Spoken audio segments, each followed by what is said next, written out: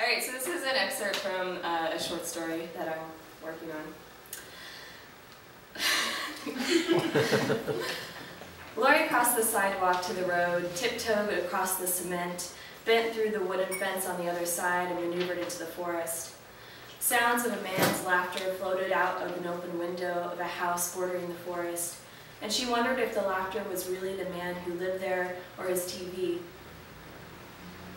Inside the forest there was silence except crickets, the crackling of sticks under the pads of her bare feet. Walking down a path, she curved to the right after reaching bushes, the moon in routine lighting her way.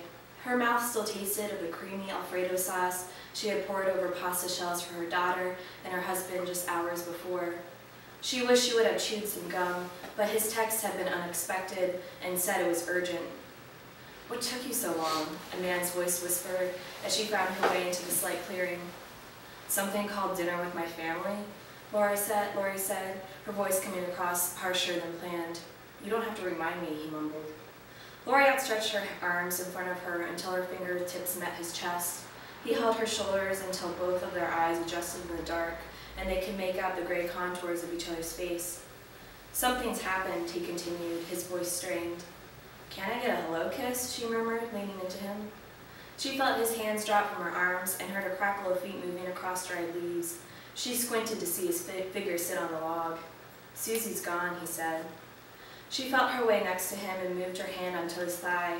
The darkness made her think of sex, and she couldn't help picture him naked, his muscled body on top of hers.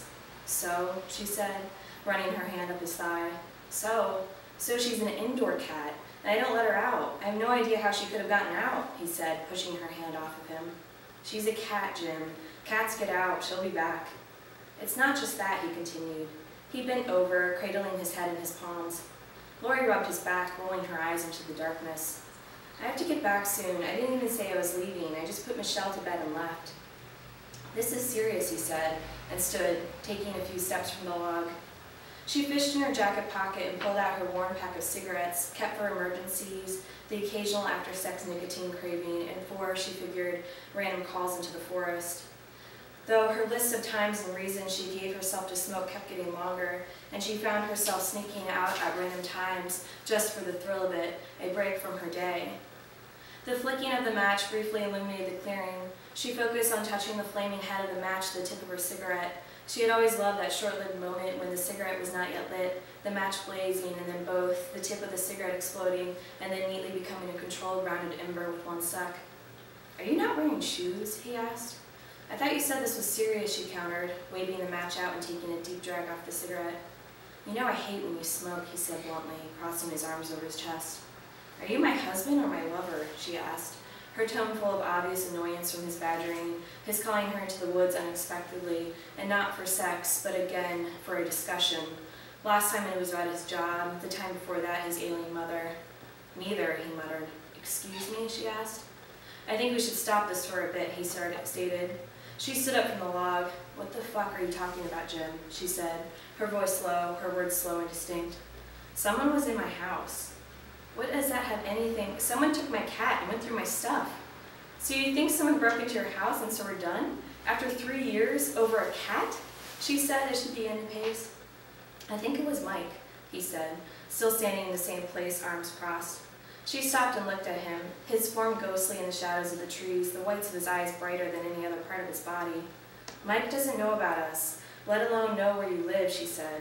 "My bed was undone, stuff in the bathroom was all over, things were missing, weird, unimportant things."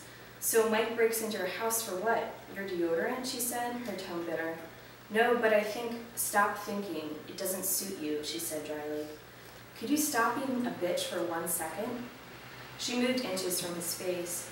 "Maybe if you fucked me one of the last 5 times I saw you, I wouldn't be so bitchy," she said, inhaling a large drag, blowing the smoke into his face. "Maybe if you hadn't gained so much weight, I would want to," he said, without missing a beat. He stepped around her, brushing her shoulder with some force, and then walked out of the clearing. She stood, mouth agape, as she heard him crunching away, the noise becoming distant. The full effect of what just happened hit her. She grunted loudly and threw the cigarette down. The ember glowed on the ground, and she smashed it with her foot.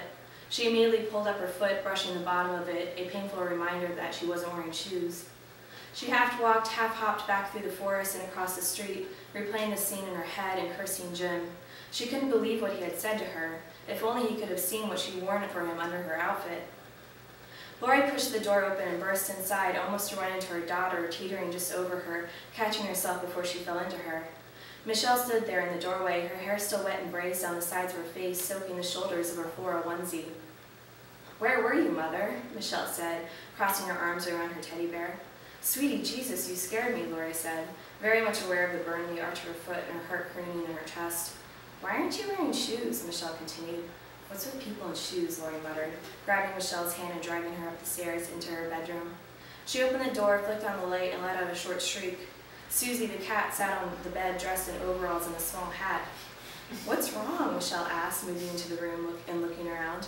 Lori shook her head and squeezed her eyes closed, and when she looked back, she realized it was not Susie, but another one of Michelle's stuffed animals. "Go to bed," Lori yelled, shutting off the light and slamming the door behind her. She leaned against the door, her hand over her face. She shouldn't have had that last glass of wine with dinner, she thought, or have taken that diazepam.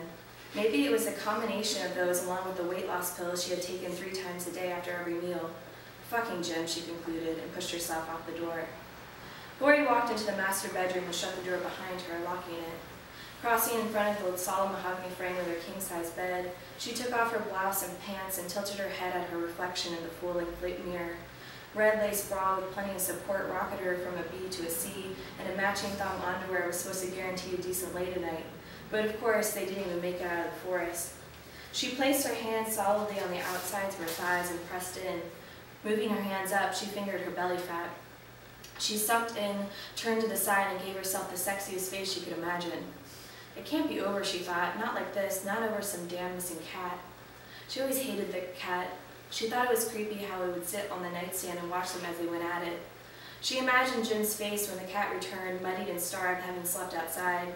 His realization of what a mess he had made over nothing.